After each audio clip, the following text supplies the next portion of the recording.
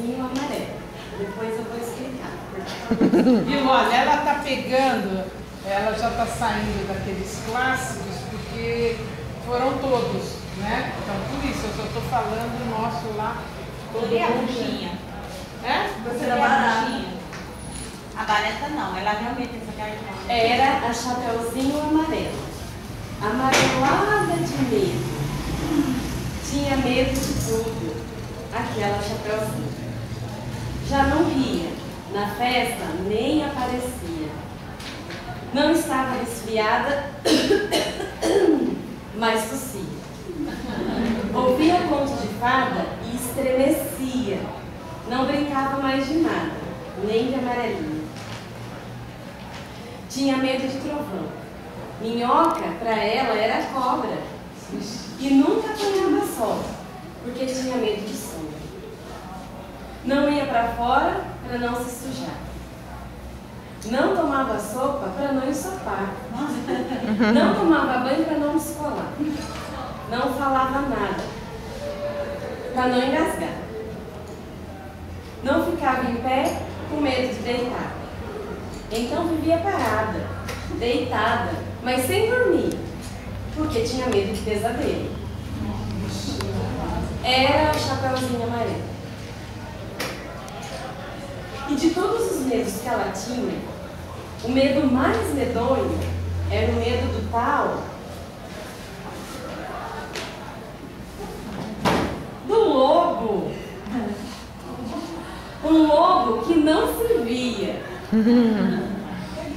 que morava longe, do outro lado da montanha, num buraco perto da Alemanha, cheio de teia de aranha, numa terra muito estranha. Vai ver, esse tal do lobo nem existia. Mesmo assim, a Chapeuzinho tinha medo, cada vez mais, medo. Medo do medo de um dia encontrar um lobo, que talvez nem existia. Era a Chapeuzinho Amarelo. De tanto medo do lobo, ela sonhava com o lobo, falava do lobo, esperava o lobo, tanto que tinha medo que um dia tocou com um lobo. Que era assim, carão de lobo, olhão de lobo, bocão de lobo, olhão de um lobo. E o seu bocão era tão grande, que ele era capaz de comer um rei, uma rainha, a princesa, os 7 anõezinhos, 7 pratos de arroz e o chapéu da Chapeuzinho Amarelo. Mas o engraçado é que assim que a Chapeuzinho encontrou o lobo, ela foi perdendo aquele medo de um dia encontrar o lobo. Foi passando aquele medo, o medo que ela tinha do medo do lobo.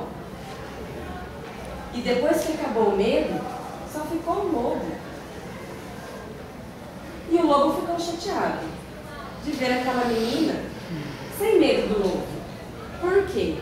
Um lobo sem medo, ele fica meio assim, branco, azedo. Porque o lobo tirado do medo, só sobra o pelo. Um lobo pelado. E o lobo ficou chateado. Mas ele insistiu e gritou: eu sou o lobo! E a Chapeuzinho, ela nem ligou, ela deu a risada. E ele insistiu de novo: eu sou o lobo! A Chapeuzinho já estava cansada, ela queria brincar já de outra coisa. Mas ele insistia: eu sou o lobo!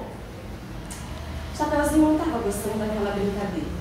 Mas o lobo não queria perder para a Chapeuzinho.